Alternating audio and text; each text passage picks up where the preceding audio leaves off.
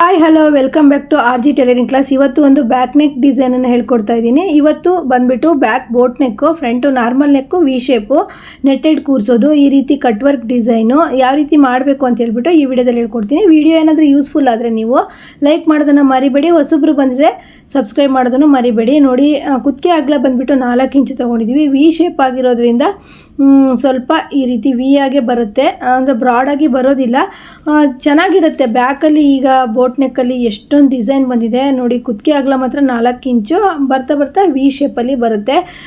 ತುಂಬ ಸಖತ್ತಾಗಿ ಬಂದಿರೋ ಡಿಸೈನು ನೋಡಿ. 4 ಇಂಚು ಮತ್ತು ಉದ್ದ ಎಷ್ಟು ಬೇಕು ಅಂತ ಹೇಳ್ಬಿಟ್ಟು ತೊಗೋಬೇಕು. ಉದ್ದ 11 ಇಂಚು, ಯಾಕಂದರೆ ಉದ್ದ ಕಡಿಮೆ ಮಾಡಿಬಿಡಿ, ಚೆನ್ನಾಗಾಗಲ್ಲ.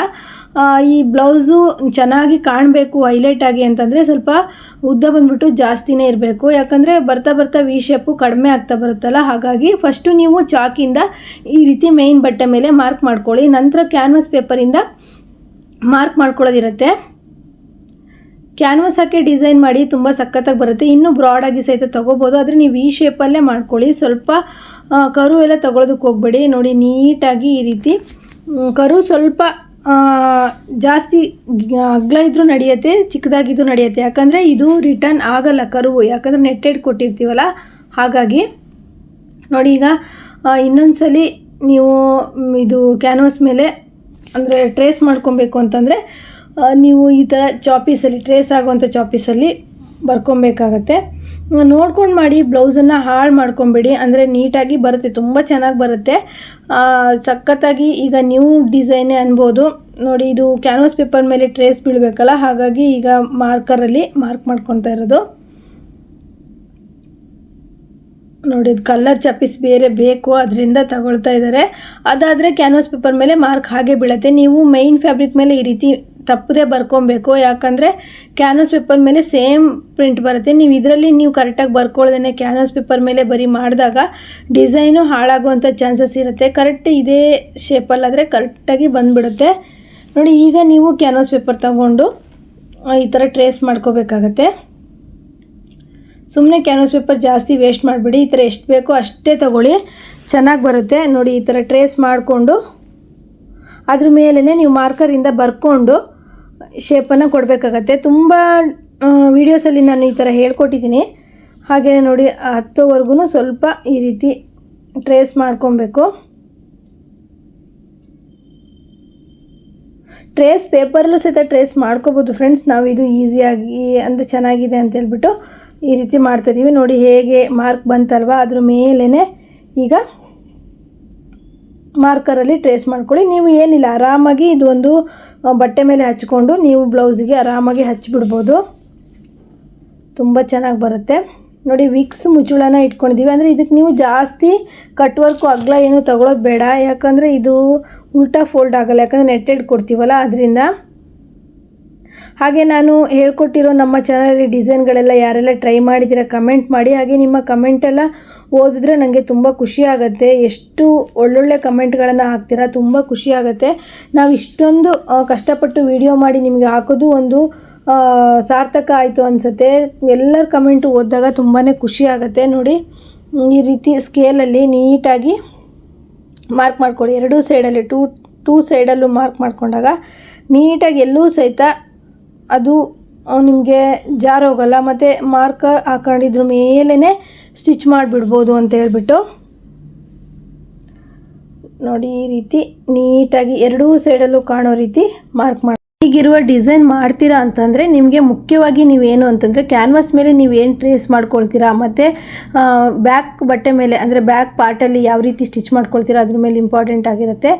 ಕೆಲಸ ನೀಟಾಗಿ ಕಾಣಬೇಕು ಅಂದರೆ ಫಸ್ಟು ನೀವು ಈ ಥರ ಕ್ಯಾನ್ವಾಸ್ ಮೇಲೆ ನೀಟಾಗಿ ಬರ್ಕೊಳ್ಳೋದನ್ನು ಕಲೀರಿ. ಹಾಗೆ ನೀಟಾಗಿ ಮೇನ್ ಪೀಸಿಗೆ ಅಟ್ಯಾಚ್ ಮಾಡಬೇಕು, ಆಗ ನೀಟಾಗಿ ಫಿನಿಶಿಂಗ್ ಅನ್ನೋದು ಬರುತ್ತೆ. ಈಗ ಯಾವುದೇ ಬ್ಲೌಸಿಗೂ ನೀವು ಕ್ಯಾನ್ವಾಸ್ ಹಾಕಿ ಸ್ಟಿಚ್ ಮಾಡೋದ್ರಿಂದ ಬೋಟಿಕ್ ಥರ ಫಿನಿಶಿಂಗ್ ಬರುತ್ತೆ. ಸ್ವಲ್ಪ ಒಂದೆರಡು ಬ್ಲೌಸ್ಗೆ ನಿಮಗೆ ಅಷ್ಟೊಂದು ಚೆನ್ನಾಗಿ ಅನಿಸ್ತೇ ಇಲ್ದ್ರು, ಅಂದರೆ ಅಭ್ಯಾಸ ಇಲ್ದಿದ್ದ ಆ ಥರ ಅನಿಸಿದ್ರು ಮತ್ತು ಹೋಗ್ತಾ ಹೋಗ್ತಾ ಫಿನಿಶಿಂಗ್ ಎಲ್ಲ ಚೆನ್ನಾಗಿ ಬರುತ್ತೆ ಬ್ಲೌಸಿಂದು. ಯಾವುದೇ ಡಿಸೈನ್ ಆದರೂ ನೀವು ಭಯ ಇಲ್ಲದೇ ಮಾಡ್ಬೋದು. ಫಸ್ಟಿಗೆ ಸ್ವಲ್ಪ ಕಷ್ಟ ಅನಿಸುತ್ತೆ ಅಷ್ಟೇ ನೋಡಿ ಫ್ರೆಂಡ್ಸ್. ಈ ರೀತಿ ಒಂದು ಬಟ್ಟೆಯಲ್ಲಿ ಈ ಥರ ಸ್ಟಿಚ್ ಮಾಡ್ಕೊಳ್ಳಿ. ಈ ರೀತಿ ಬ್ಲೌಸ್ಗಳಿಗೆ ನೀವು ಜಾಸ್ತಿ ಅಮೌಂಟನ್ನು ತಗೊಳ್ಳಿ, ಯಾಕಂದರೆ ಅಷ್ಟೇ ಕೆಲಸ ಹಿಡಿಯುತ್ತೆ. ನಾರ್ಮಲ್ ಬ್ಲೌಸ್ ಹೊಲಿಯೋಷ್ಟು 2 ಬ್ಲೌಸ್ ಹೊಲಿಯೋಷ್ಟು ಕೆಲಸ ಇದು ಒಂದೇ ಬ್ಲೌಸಿಗೆ ಹಿಡಿಯುತ್ತೆ.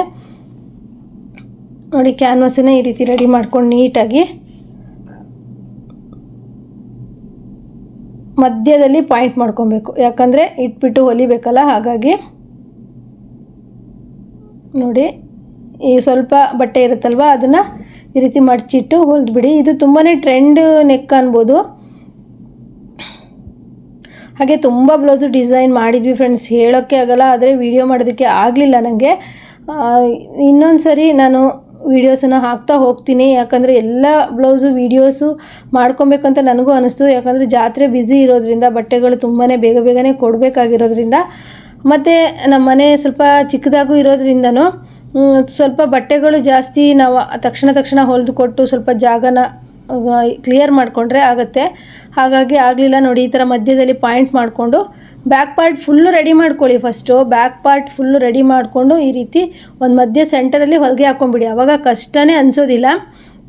ನೆಕ್ಸ್ಟು ಅದು ಎಲ್ಲಿರುತ್ತೋ ಕಟ್ ವರ್ಕು ಅದ್ರ ಮೇಲೇ ನೀವು ಸ್ವಲ್ಪ ನಿಧಾನದಿಂದ ಕಟ್ ವರ್ಕ್ ಬಂದ ಜಾಗದಲ್ಲಿ ಹೊಲ್ದ್ಕೊಳ್ತಾ ಬನ್ನಿ.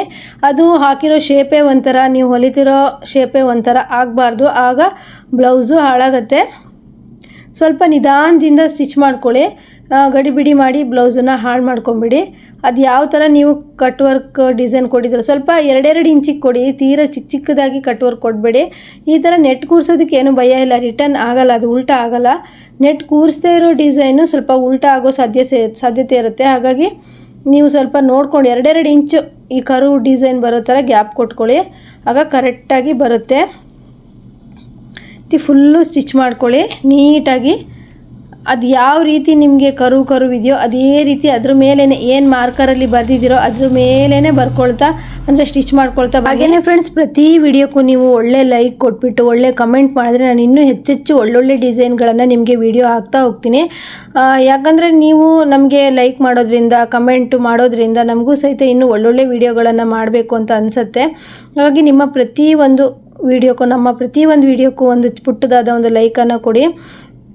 ನೀಟಾಗಿ ಬೇಕಾದರೆ ನೀವು ಡಬಲ್ ಸ್ಟಿಚ್ ಬೇಕಾದರೆ ಹಾಕ್ಕೊಳ್ಳಿ, ಆದರೆ ಮುಖ್ಯವಾಗಿ ಇದರ ಸ್ಟಿಚ್ ಮಾಡ್ಕೊಂಡ್ಮೇಲೆ ಉಲ್ಟಾ ಫೋಲ್ಡ್ ಮಾಡಿ ಸ್ವಲ್ಪ ಲೈಟಾಗಿ ಐರನ್ ಮಾಡ್ಕೊಳ್ಳಿ, ಆವಾಗ ನೀಟಾಗಿ ಬರುತ್ತೆ. ನೋಡಿ ಈ ಡಿಸೈನ್ ಅಂತೂ ಸಖತ್ತಾಗಿದೆ. ಇದಕ್ಕೆ ನೆಟ್ಟು ಕೊಟ್ಟಿದ್ದೆ ನಾನು, ತುಂಬ ಚೆನ್ನಾಗಿ ಕಾಣ್ತಾ ಇತ್ತು. ನೀಟಾಗಿ ಕಟ್ಟಿಂಗ್ ಮಾಡ್ಕೊಳ್ಳೋದು. ಈ ಕಟ್ ವರ್ಕಲ್ಲಿ ಇಂಪಾರ್ಟೆಂಟ್ ಇರೋದೇನು ಅಂದರೆ ನೀವು ಈ ರೀತಿ ಕಟ್ ವರ್ಕನ್ನು ನೀಟಾಗಿ ಸ್ಟಿಚ್ ಮಾಡ್ಕೊಳ್ಳೋದು, 2ನೇದು ಕಟ್ಟಿಂಗ್ ಮಾಡ್ಕೊಳ್ಳೋದು, ಇದು ಇಂಪಾರ್ಟೆಂಟ್ ಆಗಿರುತ್ತೆ. ಇದೆರಡು ನೀವು ಮಾಡ್ಕೊಂಬಿಟ್ರೆ ಯಾವ ಕಟ್ ವರ್ಕ್ ಡಿಸೈನ್ ಆದರೂ ನೀವು ಈಸಿಯಾಗಿ ಸ್ಟಿಚ್ ಮಾಡ್ಬೋದು. ನೋಡಿ ಇಷ್ಟಾದಮೇಲೆ ಇದನ್ನು ಆರಾಮಾಗಿ ಬ್ಲೌಸ್ ಸ್ಟಿಚಿಂಗ್ ಗೊತ್ತಿರೋರು ಆರಾಮಾಗಿ ಮಾಡ್ಕೋಬೋದು, ಅಂಥ ಕಷ್ಟ ಏನಿರೋದಿಲ್ಲ. ಈಗ ಕಟ್ ಮಾಡ್ಕೊಳ್ತಾ ಹೋಗಿ ಈ ಥರ ಕಟ್ ವರ್ಕ್ ಇರುತ್ತಲ್ವ, ಸ್ವಲ್ಪ ಗ್ಯಾಪ್ ಬಿಡಿ, ಯಾಕಂದರೆ ಗ್ಯಾಪ್ ಬಿಡದೇ ಇದ್ದರೆ ಮತ್ತೆ ಪಿಂಚ್ ಹೋಗೋ ಸಾಧ್ಯತೆ ಇರುತ್ತೆ. 1/4 ಇಂಚಿಗಿಂತನೂ ಕಮ್ಮಿ ಗ್ಯಾಪ್ ಬಿಟ್ಟು ಕಟ್ ಮಾಡಿಕೊಂಡು ಮತ್ತು ಕಟ್ಸ್ ಅನ್ನೋದನ್ನು ಹತ್ತತ್ರ ತುಂಬ ಜಾಸ್ತಿ ನೀಟಾಗಿ ಕೊಡಬೇಕಾಗತ್ತೆ, ಯಾಕಂದರೆ ನೀಟಾಗಿ ಉಲ್ಟಾ ಫೋಲ್ಡ್ ಆಗಬೇಕಲ್ಲ. ಹಾಗಾಗಿ ನೋಡಿ 1/4 ಇಂಚಿಗೂ ಕಡಿಮೆ ನೀವು ಸ್ಟಿಚ್ ಹಾಕಿರ್ತಿರಲ್ಲ, ಅದು 1/4 ಇಂಚಿಗೂ ಕಡಿಮೆಯಲ್ಲಿ ಕಟ್ ಮಾಡಿಕೊಂಡು ಕಟ್ಸನ್ನು ಹತ್ತತ್ರಕ್ಕೆ ಕೊಟ್ಟು ನೀಟಾಗಿ ಉಲ್ಟಾ ಫೋಲ್ಡ್ ಆಗೋ ಥರ ನೋಡ್ಕೊಳ್ಳಿ.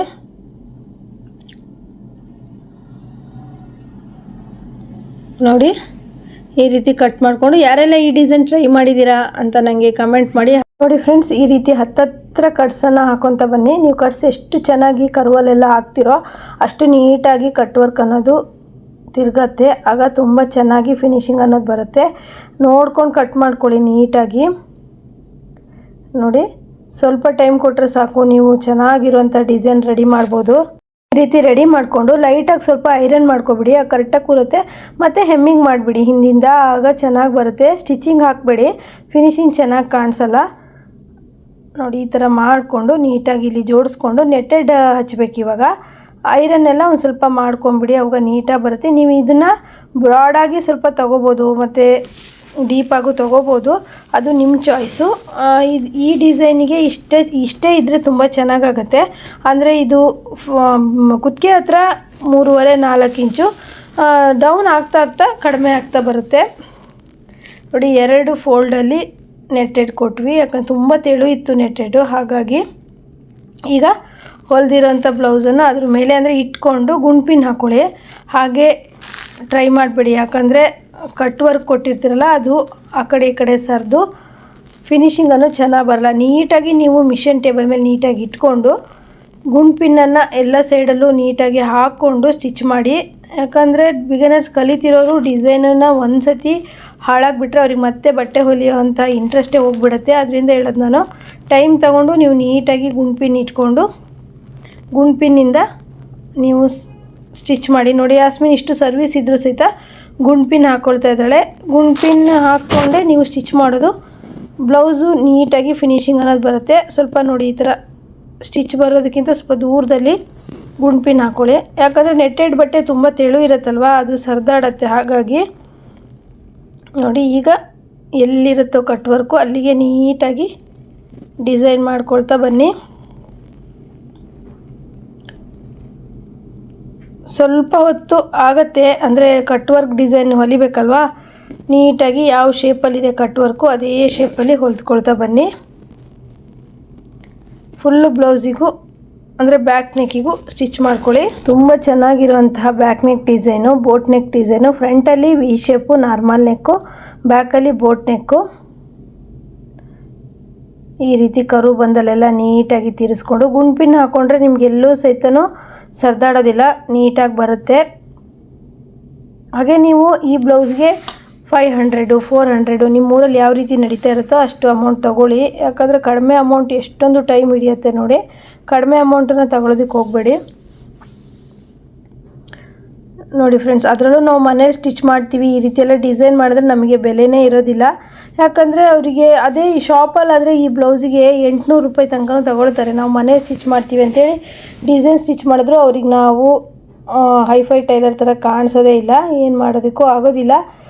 ಆದರೂ ಸಹಿತ ಯಾರು ಸಹಿತ ಡಿಸೈನ್ ಕ್ಯಾನ್ವಾಸ್ ಹಾಕಿಲ್ಲ ಸ್ಟಿಚ್ ಮಾಡಿದ್ರಿ, ಈ ಥರ ನೆಟ್ಟೆಲ್ಲ ಹಾಕಿದ್ರಿ ಅಂದರೆ ಕಡಿಮೆ ತೊಗೊಳ್ಬೇಡಿ. ನೋಡಿ ಈಗ ಗುಂಪಿನನ್ನು ರಿಮೂವ್ ಮಾಡಿಕೊಂಡು ಒಂದು 2 ಇಂಚಿಗೆ ಬೋಟ್ ನೆಕ್ ಶೇಪಲ್ಲಿ ಕಟ್ ಮಾಡ್ಕೋಬೇಕಾಗತ್ತೆ ಬ್ಯಾಕು.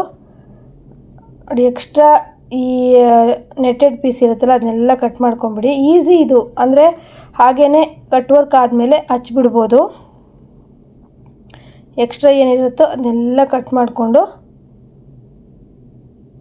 ಈ ರೀತಿ ಒಂದು ಸ್ಟಿಚ್ಚನ್ನು ಹಾಕೋಬಿಟ್ರೆ ನೀಟಾಗಿ ಕೂರುತ್ತೆ. ಫಿನಿಶಿಂಗ್ ಕಾಣಬೇಕಲ್ವಾ, ಹಾಗಾಗಿ ಈ ರೀತಿ ಮಡಚಿ ಹೊಲ್ಕೊಳ್ಳಿ. ನೆಕ್ಸ್ಟು ಹೆಮ್ಮಿಂಗ್ ಮಾಡ್ಕೊಂಬಿಡಿ. ಸ್ಟಿಚ್ ಹಾಕೋದಕ್ಕೆ ಹೋಗಬೇಡಿ, ಹೆಮ್ಮಿಂಗ್ ಮಾಡಿಕೊಂಡ್ರೆ ಕರೆಕ್ಟಾಗಿ ಬರುತ್ತೆ. ಈಗ ಬೋಟ್ ನೆಕ್ ಶೇಪ್ ಅಲ್ವಾ, ಒಂದು 2.5 ಅಥವಾ 3 ಇಂಚಿಗೆ ಈ ರೀತಿ ಕಟ್ ಮಾಡ್ಕೊಳ್ಳಿ, ಕರೆಕ್ಟಾಗಿ ಕೂರುತ್ತೆ. ಲೈನಿಂಗ್ ಬಟ್ಟೆಯಿಂದ ನೀವು ಕ್ರಾಸಾಗಿ ಕಟ್ ಮಾಡಿಕೊಂಡು ಹೆಮ್ಮಿಂಗು ಅಥವಾ ಪೈಪಿಂಗನ್ನು ಕೊಡ್ಬೋದು. ಇಲ್ಲ ಮೇನ್ ಫ್ಯಾಬ್ರಿಕ್ ಬಟ್ಟೆ ಉಳಿದಿದ್ರು ಅದು ಆಗುತ್ತೆ, ಇಲ್ಲ ಲೈನಿಂಗ್ ಬಟ್ಟೆಯಿಂದನೂ ಸಹಿತ ಕೊಟ್ಕೊಬೋದು. ಒಂದು ಸೈಡ್ ನೆಕ್ ಅಲ್ವಾ, ಬಟ್ಟೆ ಸಾಕಾಗುತ್ತೆ, ಆರಾಮಾಗಿ ಕೊಟ್ಕೋಬೋದು. ಫ್ರಂಟಲ್ಲಿ ನಾರ್ಮಲ್ ವಿ ಶೇಪ್ ಬಂದಿದೆ.